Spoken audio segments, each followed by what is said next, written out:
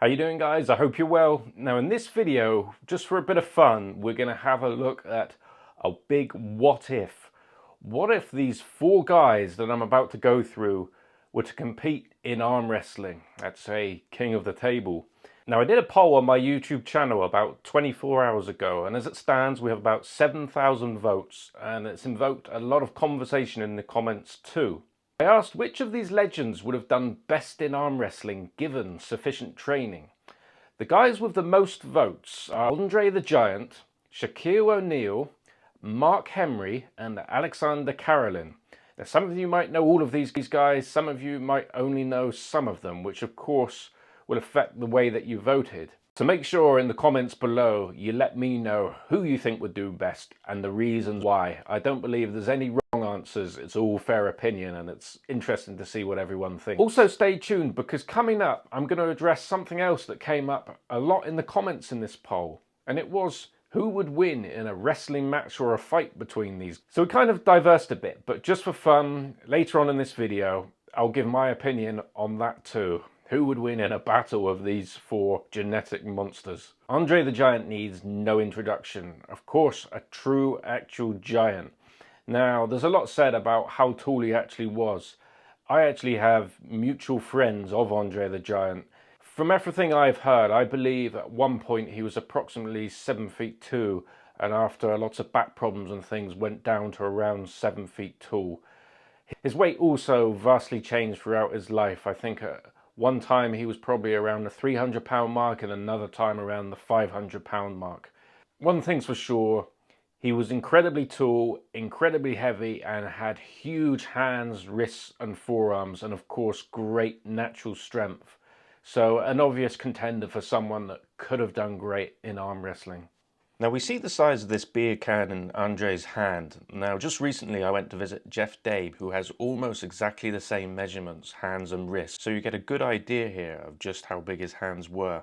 Now there is some footage of Andre doing arm wrestling here against Hulk Hogan, who himself is a huge man, but it gives you an idea of how big Andre's hand would have been against an arm wrestler today. Of course, you see the way this ends. Thankfully, this hasn't happened yet in King of the Table. Have started. Even. It's back and forth. Even match. Billy Spears. Now, we do drill our table down at King of the Table, so thankfully, I don't think we're going to see scenes like this anytime soon.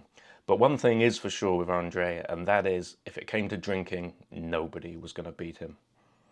Shaquille O'Neal, probably most talked about because he gripped up with devonlarratt, and Devon said he was one of, if not the most strong non-arm wrestlers he'd ever gripped up.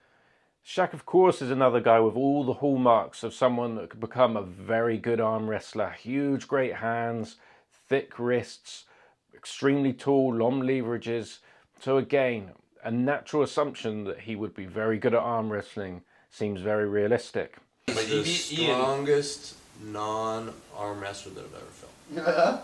Yeah, man, Shaq's the strongest. As long as that elbow stays on the But platform. it's his first time. We gotta let him have a little bit. Little moving at all. That'd be like you. Oh yeah. Yeah, he ain't moving at all. Jeez. Mark Henry. Mark Henry, for those of you that don't know, was a legitimate strongman. He won the first ever Arnold Strongman Classic with limited training. He was also the first man in modern history to lift the Thomas Inch dumbbell. It's like the thickness of a Coke can, and he was able to lift it up overhead.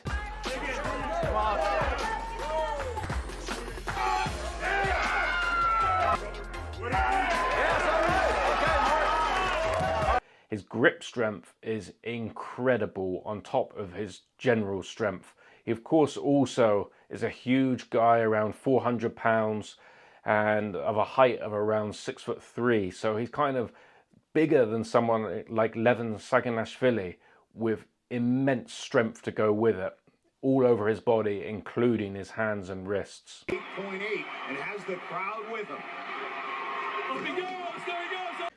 Now you see Mark's athleticism there and incredible ability as an athlete, and here you see him arm wrestling in WWE. Of course it's manufactured, but it's still interesting to see him grip up. Probably on this list, the guy that you'll be least familiar with is Aleksandr Karelin, the greatest Greco-Roman wrestler in history, triple Olympic gold medal winner, 887 victories with just 2 losses, and the 2 losses were controversial. A huge guy, an athlete like really we haven't seen before or since in wrestling. Incredibly powerful, incredibly explosive, very strong. He also competed in elite strongman and known for having incredibly powerful, strong wrists. So another guy that's, for me, an obvious candidate of someone that could have done so well. Now here's training footage from Aleksandr Karelin. Of course, there's much higher level Olympic championship footage too, but this just gives you an indication of also how much he had to use his wrists, hands, how strong the guy really was.